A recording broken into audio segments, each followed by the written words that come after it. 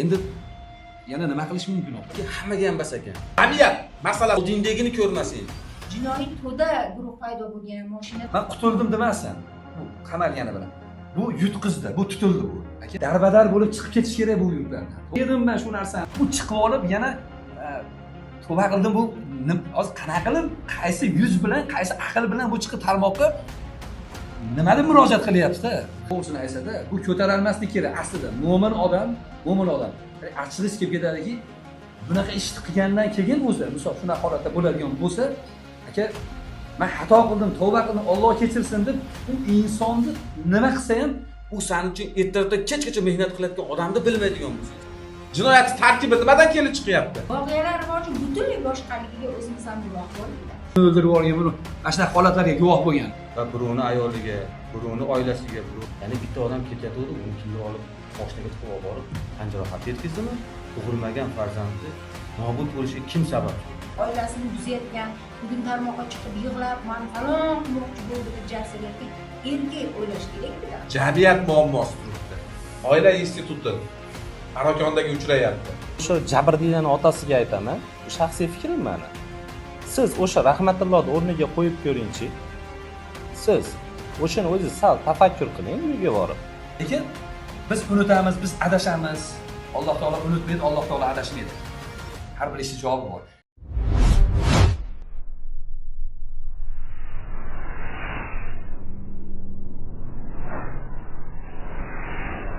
Hurmatli do'stlar, sizlar bilan men Shuhrat Esan. Hurmatli do'stlar, hozirgi paytda Farg'ona viloyatidagi barcha muxbirlar tomonidan navbatdagi podkastimizni boshladik. Tarmoqlarda tarqalgan bir qancha ma'lumotlar muhokamaga sazovor bo'ladi. Tariq tumanidagi uyushgan guruh tomonidan mashinasiga bosib turib, qabristonga qanaqadir joylarga tashlab ketganligi bo'yicha iddao qilingan. Jurnalistik surishtiruv jarayonida aniqlandiki, umuman boshqa manzara. Shu masala bo'yicha mana Ma'rifa Soliyeva, ijtimoiy faol, ko'rdingiz, Ma'rifa bilan birgalashib surishtiruv o'tkazdik. Qanday fikrdasiz shu masalada? Biz ham shunaqa xabar eshitganimizdan keyin rostdan ham shunaqa Oltiariq tumanida biror jinoiy guruh paydo bo'lganmikan degan bir fikrga keldik-da. Keyin surishtiruv ishlarini olib bordik. Bunda sening o'zing ham bor eding bevosita. Lekin biz o'rgangan hujjatlar tamomila ularni rad qildi. Ularning iddaosini bu yerdagi holat butunlay boshqacha bo'lib chiqdi. Oila bitta parokanda bo'lganining sababi o'sha sobiq kelinni yoshlikdagi sevgilisi o'sha iddao qilgan odamni o'g'li menimcha shunaqa holatlar bo'ldi dedi. Endi hayronman, nima yutishmoqchi bo'ldi bu masala bilan. Aslida bu yerda ish hujjatlarida mana ichki ishlar o'zlari shu bir mehmonxonada qo'lga tushdi degan hujjatlar, tushuntirish xatlari, ularni o'zlarini qo'llari bilan yozgan. Agar bir fakt bo'lmasa yozmaymiz-ku, mana qo'limizda hamma hujjatlar turibdi. Kerak bo'lsa ichki ishlar qarorlarigacha yig'ib oldik, bularni o'rgandik. Men xulosamizni shu fikrimizni yozdik. Assalomu alaykum ijtimoiy tarmoq kuzatuv boruvchilari. Haqiqatdan ham Facebook ijtimoiy tarmoqlarida keng muhokamalarga sabab bo'lgan, go'yoki o'sha Farg'ona viloyati Oltiariq tumanida ko'cha yasab olinganligi va hozirgi kunda ko'cha tomonidan go'yoki qarorlar qabul qilinib, ya'ni ikkinchi fuqaroga jabr ko'rganligi, bu bo'yicha huquq-tartibot organlari to'g'ri xolisona ish olib borilmayotganligi iddao qilingan masala bo'yicha Shuhrat Esanov bilan birgalikda surishtiruvlarni boshladik. Haqiqatdan ham mavzuga qisman yaqin joylari bor, ya'ni o'sha kimdir ikkinchi fuqaro tan jarohati olgan holatlari bor, lekin holatga kiradigan bo'lsa, buni bir qancha ijtimoiy tarmoq kuzatuvchilari biladi, ya'ni oila masalasi bu to'g'ri masala. Ko'p ijtimoiy tarmoq faollari oila masalasi bo'yicha surishtiruvlar olib bormaydi. Lekin bizni e'tiborimiz tortgan masala nima deydi desa, uyushgan guruh va to'dalar bor, ya'ni avtomashinalar o'g'irlanib ketilgan holatlari, ya'ni o'sha qonuniy davlatda noqonuniy harakatlar olib borilgan deb bo'rttirib yozilgan xabarlar bizni e'tiborimizni tortdi va bu bo'yicha surishtiruvlar olib borildi. Haqiqatdan ham hozir Ma'rifa Soliyeva aytganidek, ularni eskidan tanishi bo'lgan, ya'ni o'sha oilani bekasi bo'lgan, ikki farzandning onasi bo'lgan ayol bilan o'sha o'zaro sobiq yaqin shaxsi bo'lganligi aniqlandi. Bu bo'yicha uni hayotiga, ya'ni hozirgi paytgacha, ya'ni o'sha turmushi bo'lmaguncha qadar tinch oila bo'lib yashaganligi, lekin undan oila qurib yashayotgan davrda ikkita farzandli bo'lganligi, keyinchalik 3-farzandni ko'rishayotganda o'sha unga tanish bo'lgan shaxs tomonidan go'yoki bosimlar qilinganligi, dorilar ichirilganligi, bola tushirish holatlari, ya'ni hali dunyoga kelmagan murgak bolani, lekin huquq-tartibot organlari hozirgi paytda surishtiruv olib boryapti. Bu bo'yicha biz to'liq daskanani o'zimizni fikrimizni berishga hozir ojizmiz, lekin shaxs sifatida Oila kodeksida ko'rsatilgan, ya'ni ham dunyoviy ham diniy tomondan qaraganda, ya'ni oila muqaddasligi va birovni ayoliga, birovni oilasiga birov tajovuz qilishi yo bo'lmasa unga qanaqadir bosimlar o'tkazishi va hali dunyoga kelmagan farzandni dunyodan hali kelishidan mahrum qilinganligi holatlari ayanchli holat deb hisoblaymiz. Endi haqiqatan ham ijtimoiy tarmoqlarda go'yoki uni urilganligi, ya'ni qasddan bunga tan jarohat yetkazganlik holatlari haqiqatan ifoda qilingan va rasmlar ham taqdim qilingan. Endi dunyoda har bitta inson ikki marta nazar bilan qaraydi. Ya'ni bittasi to'g'ri ma'noda qaraydigan bo'lsa, haqiqatan jabrdiydaning ahvoli og'ir. Lekin bitta oilada ikkita murg'ak yetim bo'lib qolganlik, hali dunyoga kelmagan farzandni bu dunyodan kelishiga to'sqinlik qilinganligi bo'lmasa uni qasddan bo'lmasa uni tushirishi, dori ichishi, nobud qilishi bu eng ayanchli holatdir. Ya'ni huquqiy davlatda, qonuniy davlatda, ya'ni qonunlarni bila turib mensimasligi, o'zidan kimlarnidir yasab olganligi, meditsinani yaxshi tushunganligini vaj qilib ikkinchi shaxsni oilasidagi tug'iladigan farzandni nobud qilganligi bu ayanchli holat. Tergov obyektiv, subyektiv degan narsa bor. Ya'ni ham dunyoga birinchi inson kelgan, keyin uni tartibga solish uchun qonunlar kelgan. Ya'ni force majeure holatlari bor. Ya'ni har qanday holatda ham inson ulug', inson qadrli davlatda yashayotgan ekanmiz. Hali dunyoga kelmagan bolani kim uni hayotini olishga majbur qilgan? Hozirgi kunda kim unga sababchi bo'ldi va janjal o'zi nimadan kelib chiqdi? Ya'ni o'sha surishtiruvlar davomida haqiqatan ham biz savol berdik, lekin o'sha ikkinchi tomon o'zini fikrlarini berishdan bosh tortgan holati bor. Ya'ni uni huquqi, u xohlasa beradi. Intervyu ham xohlasa beradi, shuncha. Lekin bitta narsasi borki, har bitta inson o'zini oilasini, o'zini farzandlarini, kelgusi kelajagini, ya'ni mana ikkita bola hozir yetim bo'lib qoldi. Ya'ni uni taqdirotini hech kim bilmaydi. 10 yildan keyin nima bo'ladi, 20 yildan keyin nima bo'ladi va o'sha oilada, oila muqaddas oilani boshqargan ayolning taqdiri nima bo'ladi, birov bilmaydi. Hozirgi kunda faqatgina ijtimoiy tarmoqlarda bosim, ya'ni o'sha huquqbuzarni qonuniy chora ko'rishini talab qilishyapti. Lekin huquqbuzarlik, jinoyat motivi qayerdan kelib chiqdi? Jinoyatga nima sabab bo'ldi? Ya'ni huquqbuzarlikni nima olib keldi o'zi? Bundan og'irroq ham bo'lishi mumkin, bundan ayanchliklar ham bo'lishi mumkin. Ya'ni hozir axborot xuruji, axborotdan hamma har xil o'z bilganidaqa foydalanayotganligi bu ayanchli holat. Ya'ni negizi nima o'zi? Nimadan kelib chiqdi? Ya'ni bitta odam ketayotdi, uni kimdir olib mashinaga tiqib olib borib tan jarohat yetkazdimi? Yo bo'lmasa unga asosiy sabablar bor. Nima sabablar bor? O'zi aslida men nima qilgan bo'lardim? Siz nima qilgan bo'lardingiz degan savolni hozir jamiyatda afsuski ba'zi bir kuzatuvchilar ham, ba'zi bir ijtimoiy tarmoq faollari ham o'shaga ahamiyat bermayapti. Bu eng og'riqli nuqtalar. Meni shaxsiy fikrim shundaki, bu eng og'riqli nuqta. Ya'ni ikkinchi odamni, ya'ni uni xayolidan o'tgan, uni taqdiridan o'tgan kelajagi farzandlarini va yana bir marta aytyapman, buni 100 marta ham aytishim mumkin, tug'ilmagan farzandni nobud bo'lishiga kim sababchi bo'lgan? Qonunlarimizda qanday unga chora ko'riladi? Lekin bunga odilona tergov, odilona sud o'z bahosini beradi degan umiddamiz, lekin hozir huquqiy davlatda, qonun ustuvor davlatda tashqi, ya'ni o'zimizdan tashqariga ma'lumotlarni bunday aksincha qilib sidirilayotganligi bu ayanchli holat. Men shaxsiy fikrim. Masalan, keyin ana shu xonada chiqib kelayotgani, haqiqatda bitta xonadan, mehmonxonami, kvartirami bilmayman, shuda kvartiradan chiqib kelayotganini o'zi tushuntirish xatlarida yozib beryapti. Voqeani asl mohiyati shundan kelib chiqyapti. Lekin u tomon hozir go'yoki odamlarda miyasini o'zi tomonga og'diryapti. Jinoiy to'da guruh paydo bo'lgan, mashinada olib ketmoqchi degan. Uni bizni ba'zi bir fuqarolarimiz nimadan kelib chiqdi, bu holat qanday bo'lgan degan fikrimni ham ijro etmoqchi. srazu kelyapti-da, o'zini fikri bilan darrov bitta odamni badnom qilish, ichki ishlar falondaqa, bular o'zi manundek tizim, bularni falon qilish kerak degan narsa bilan darrov fikri o'zgaryapti-da. Asli bizni mana shu o'zimiz o'rganganimizda voqealar rivoji butunlay boshqaligiga o'zimiz ham guvoh bo'ldik-da. Mana hozir bolani nobud qilish holatlari, ikkita bolani yetim bo'lgani to'g'risida Hamidjon jon kuydirib gapiryapti.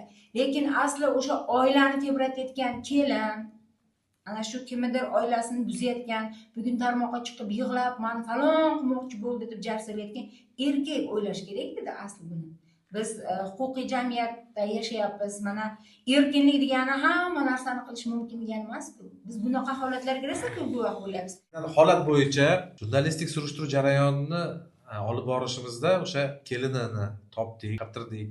O'zi holat nima bo'lgan, qanaqa bo'lgan, barchasini bizga oqizmay tomizmay videoga gapirib berildi. Undan tashqari boshqa videolar ham yetib keldi, aynan boshqa odamlar qo'lidan. Endi biz bu videolarni ijtimoiy tarmoqqa o'zi vaqti bilan beramiz. O'sha biz surishtiruv jarayonida aniqlaganimizdaqa o'shani oldindan gapirish kerak edi bu odam. Haqiqatdan o'g'lim mana shunaqa kvartirada ushalgan, o'sha Rahmatullohning xotini bilan nima qilgan, nima qilmagan o'zlari bilishadi. Bizga qorong'u, sababi 4 ta guvoh kerak deyilgan o'sha narsaga, lekin kvartiraga erkak bilan ayol nima sababdan kiradi? Buni menimcha qo'pol qilib gapirganda yosh bolaga ham ma'lum. Sizdan qanaqadir o'sha dadasiga ham aytamiz, biz sizni masalangizni ko'tarishga tayyormiz. Mana shu farg'onalik ijtimoiy faollar betarafmiz. Lekin aynan sizni masalangizni ko'tarishga tayyormiz. Sizni masalangizni olib chiqishga tayyormiz. Bering bizga faktlaringizni. Agar haqiqatdan qo'lingizda o'sha asoslar bo'lsa, bering bizga, biz ko'taramiz masalangizni, oxirigacha olib boramiz. Agar haqiqatdan o'sha kalta yegan bola, nima edi, Mirzo Ulug'bek nohaq kalta yegan bo'lsa, biz yelkama-yelka kurashmasak, nomardmiz. Lekin bu yerda birinchi o'rinda jamiyat muammosi turibdi. Oila instituti parokondaga uchrayapti, qo'shtirnoq ostida. Parokonda bo'lyapti. Chunki erlik ayol bo'ydan bola bilan kvartirada ushalyapti. Endi bu gaplarni biz gapirmas edik. Chunki tarmoqlarda, ijtimoiy tarmoqlarda bir tomonlama yoritilganligi uchun biz surishtiruv olib bordik. Chunki biz balki boshqa ijtimoiy faollar ham bunga haqqi bor. Jurnalistik surishtiruv olib borishga, o'zining shaxsiy surishtiruvini olib borishga. O'sha Rahmatullo ismli shaxsni xotini bo'lgan. Rahmatullo o'sha paytda Xitoyda bo'lgan ekan. Rahmatullo bilan ham gaplashdik, ko'rishdik. Aytishiga qaraganda men kelganimdan keyin bilyapman deyapti. Tashqaridan har xil gaplar eshitdim. Men tegmadim u bolani deyapti. Haqiqatdan urganim aniq deyapti. Tan olyapti. Urganim aniq deyapti. Agar urmaganimda men o'zimni dayus deb hisoblardim deyapti. Har bir erkak g'ururi bor. Bu g'ururini zashta qilish kerak. O'sha g'ururi buni oilasi.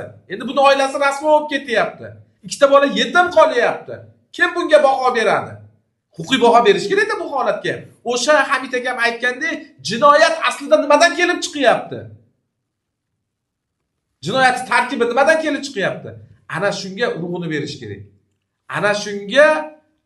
Ana shunday narsalarni o'sha mahalla raislari ayrim mahalla raislari o'rganish kerak shu holatda. Xotin-qizlar faoli o'rganish kerak. Ijtimoiy xodimlar yurib o'rganish kerak shu masalalarda. Bloger yoki jurnalist emas, ijtimoiy xotin-qizlar faoli, mahalla raislari, yettilik degan narsa bor. Prezidentimiz shaxsan gapiryapti. Voy, oilalarni ehtiyot qilinglar deyapti. Oila ajrimlarni kamaytiringlar deyapti. Sudga dashi ajrimga berdim 2 yosh. Umuman ajratmaysan deyapti. Vaqt berasan, muhlat berasan deyapti. Lekin bu yerda bitta oila parokonda bo'lyapti. Ikkita bola yetim qolyapti. Qanday bu? Jamiyat qayerga qarab ketyapti? Ushbu holatga yuqori turuvchi organ e'tibor qaratish kerak. Nimadan kelib chiqdi holat? Yo tarmoqda bir bosim qilsam, yo bir narsa qilsam, qonunni sakrab o'taman deb o'ylashadimi, men bilmayman. Lekin aynan hozirgi paytda mana dori masalasida Hamid akam gapirdi, dori ichirgan holatini. Aynan shunga urg'u berib o'tdik. Bu masalalarni kelinchakni o'zi gapiryapti bizga. Bu qay darajada to'g'ri biz bilmaymiz. Lekin o'sha narsaga ham bu xabar tariqasida qilyapmiz bu. Bu ham agar tasdiqlanadigan bo'lsa, o'sha holat, bu ham jinoyat bilan kvalifikatsiya qilinadi. Dori ichirib turib, bolani majburiy tushirish. Bu ham jinoyat bilan kvalifikatsiya qilinadi. O'sha holatga ham e'tibor qaratish kerak. Hurmatli mutasaddi tashkilotlar, mutasaddi organlar. Tarmoqda bittasi shaqa gugurt yoqib qo'ysa, bu to'g'ri bo'lavermaydi. Uni o'rganishimiz kerak, boshqa qilishimiz kerak. Mana o'rgandik holat bo'yicha. Barcha jurnalist, blogerlar shu holatni obdon o'rgandik. Haqiqatdan umuman boshqa masala bo'lib chiqyapti. Hatto jamiyat masalasi bo'lyapti. Og'riqli masala bo'lyapti. Endi shu xabarni tarqatayotgan odamlarni o'zi ham o'rganish kerak-da. Ikkala tomonda qo'lidagi hujjatlar bilan kimdir video tashlab, meni urdi, kaltayladi, yugurib buni olib chiqib turib, mana uni uribdi. Yo'qotdagi eski videoni qaytarib olib kirib qo'ysa, odamlar vaqt shu bilan ketyapti. 2 yillik eskirib ketgan video ham tarqalib kelyapti. Keyin uni tagini kavlab kelsangiz, unga chora ko'rilgan, o'tib o'tgan narsa Bu bo'ladi. Rahmatulloh aka borib turib, metanda turgan bo'lsa, zapravkada ochirib, bez ochirib kiramasani oldinglar kirmaganmi? Yoki mashinani, bu aytayapti, mashinani talonchilik qilish bilan bog'lab. Albatta, har qanday erkakda ham to'g'risini aytganda bu nima deydi? Chesti bor erkak bu narsani-da, mana shu nechta narsani mana ko'ryapsiz tarmoqlarda, uni o'ldirib yuborgan, buni mana shunaqa holatlarga guvoh bo'lgan. Endi mana hozir o'zingiz aytyapsiz-ku, qo'limizda hujjatlar turibdi deb. Endi yana nima qilish mumkin opa? Har qanday erkak bu narsani-da juda og'ir qabul qiladi. Bu yaxshi narsa emas bu. Shu yerda bundan ham battarroq jinoyat sodir bo'lmoqda. O'lim bilan bog'liq, Xudoga shukr. Ushbu murojaatni, ushbu podkastda biz qilishimizdan maqsad hurmatli mutasaddi tashkilotlar, mutasaddi organlar, albatta barcha idoralar ko'radi degan umiddamiz bu masalani. Aynan holat oilaviy masala bo'lyapti bu yerda. Balki bir tarmoqlarda ko'pirtirib jinoiy guruh, tovlamachilik deyilgan holatga ham huquqiy baho berilishi kerak. O'zidan o'zi bir bolalar yasab turib, ko'pirtirib, bo'rtirib chiqarish bu noto'g'ri. Aslida marhumlar mana Azamat akam aytdilar, haqiqatan rahmatulloh kelgan payti uni ota-onasi "Ke bolam" deganda, "Ke bolam, o'zingni bos, shoshilma, bir fikr qilaylik" dedi. Keyin bu polvonni qarang qilar ishni qildi. Ha? Azamat akam aytgandek, qilar ishni qildi-da, Gaplar yetib kelyapti demoqchisiz, to'g'rimi? Ha, shunaqa gaplar yetib kelgandan keyin janjal o'rtada nima keyin ko'rishaylik deyapti. Ko'rishaylik deyapti, ko'rishilgan holatda har bitta erkak ham chidab tura olmaydi bu masalada. Men o'sha jabrdiylarning otasiga aytaman, bu shaxsiy fikrim meni. Siz o'sha Rahmatullohni o'rniga qo'yib ko'ringchi. Siz o'shani o'zi sal tafakkur qiling uyga borib. Siz bu holatda o'zingiz qanday nima ish qilgan bo'lardingiz? Sizni ayolingiz shu holatni qilib tursa, siz erkakman deyapsiz, hassolman deyapsiz. Ha? Siz o'zingiz fikr qiling. Dod deb chiqasiz bu tomonga, uni qoralaysiz, buni qilasiz. Luboy erkakman degan erkak ham chidab tura olmaydi. Hozir indamaslik kerak ekan endi shu holatda. Ya indamasdan shu dayusni yoqib olish kerak ekanda. Hozir mana hop shunaqa bo'lyapti. opamiz aytganlaridek, opa, siz aytganingizdek javobgar bo'lish kerak. yo'q, qarangda. Hozir maqsad shu. Ham oilasidan ayrilyapti. Bu keyin hozir Ham qarang. bolalari yetim bo'lyapti. Bundan keyin yana ham hozir aka sudlanish arafasida ekan. Aka, opa, qiziqda bu. To'g'rimi aka?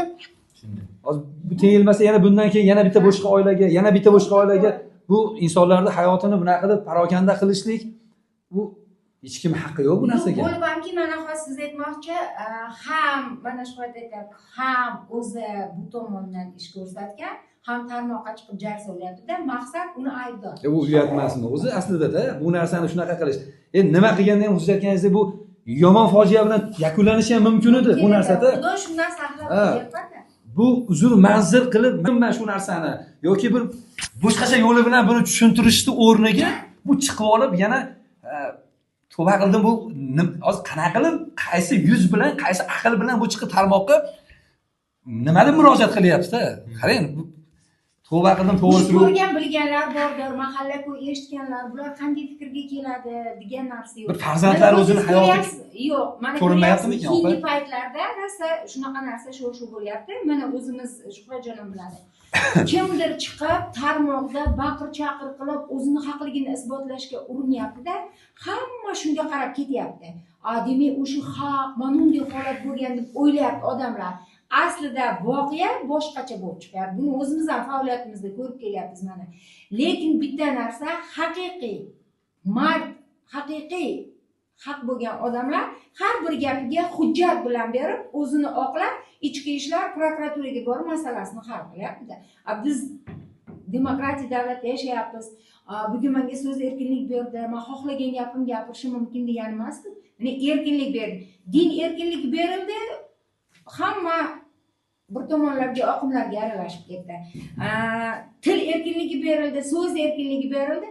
Endi men bu haqda 5-6 marta ham gapirdim, yozdim, aytyapman. Erkinlikni bizga berdi-da davlat. Hamma erkinlikni berdi. Endi qarang, radikallashgan u tomon so'z erkinligidan, tovlamachilikda, o'zini manfaati ustida foydalanib faqat pul qilayotgan odamlar, falon narsadan, falon erkinlikda foydalanayotgan odamlar aybdormi yoki bizga erkinlik berib turib, bugun bunga jicha chora ko'rayotgan davlat aybdormi? Biz o'zimizni tahlil qilishimiz kerak. Biz o'zimiz agar bizga berilgan erkinlikda, to'g'rimi Hamidjon, vaqtida, o'rnida qoyil maqom qilib bajargan bo'lganimizda, shuni me'yorini tutgan bo'lganimizda, hozir menimcha shu bo'lmasdi. Mana hozir qaysidir bir blogerga chora ko'rildi desa, darrov odamlar chiqadi, u unday emas, buni uyushtirishdi, falon qilishdi, fiston qilishdi, bunga mana bunaqa narsalar bo'lgan degan narsalar kelib tafakkuri yo'q-da. Yo'q, aslida uni o'ylab qarasangiz, mana o'zimiz hattoki qo'limizga kelib turgan hujjatlar, kelgan audio, videolarni ko'rib o'zimiz ham aytyapmiz-da, axir bunaqa bilan bo'lmaydi. Hamma narsada me'yor bor. Mana Shuhratjon aytmoqchi, ikki tomonni o'rganilsin. Mana surishtiruv bo'lyapti-ku. Bo'ldi, mana biz ko'rib oldik mana shu hujjatlarini. Qaror va tushuntirish xatlari ikkalasini, kelinchakni videolari, undan tashqari yana boshqalar, onasiniki. Hali biz bularni tarmoqqa joylaganimiz yo'q, chunki hozir tergov ishlari ketyapti deb biz hozir tergovga aralashmaylik. Lekin buni o'zi kerakli tashkilotlarga taqdim qilish kerak. Aslida bu gaplarni eshitsa odam aka tarmoqqa chiqib bu huquqini so'ramaslik kerak. Darbadar bo'lib chiqib ketish kerak bu yurtlardan. To'g'risini aytsa-da, bu ko'tarolmaslik kerak aslida. Mo'min odam, achchig'is kelib ketadiki, bunaqa ishni qilgandan keyin o'zi, misol shunaqa holatda bo'ladigan bo'lsa, aka, men xato qildim, tavba qildim, Alloh kechirsin deb u insonni nima qilsa ham shu dunyoda agarda kechirimini, yechimini qilib olsa, u endi bilmadim. Og'ani aytganingizdek, bir qonuniy chora ko'rib yoki qamatishni talab bo'layotgan bo'lsa, bu aslida shunaqa bo'lganda ham bu yutmadi opa. Men qutuldim demasam, bu qamalgani bilan. Bu yutqizdi, bu tutildi bu. Aka, bag'da shu bitta, xo'p, o'sha buni nimasi. Lekin biz unutamiz, biz adashamiz. Alloh taolo unutmaydi, Alloh taolo adashmaydi ekan. Har bir ishning javobi bor. Agar bilmay bir inson xato qiladigan bo'lsa, Allohdan astag'fir so'raydigan bo'lsa, Alloh taolo kechiradi. Lekin buni takroriy bu narsaga, bu agar bir inson shu xatoni bilib turib, yomonligini bilib turib, bunga qayta shu yo'l qilayotgan bo'lsa, bu kutsin. Nauzubillah aka. Bitta narsa borda, hammani uyida kelini, hammani uyida xotin bola chaqasi borda. Tasavvur qilinglar, jamiyatda xuddi shunaqa muammoga uchrab qoldilar. Sizlarga savol, kim bo'lishidan qat'iy nazar, sizlar nima qilgan bo'lardilaring shunaqa vaziyatda? Ilohim bu kunlar harom qilsin birorta erkakka. Lekin sizlarni boshlaringga tushganda nima qilgan bo'lardilaring? So'roq.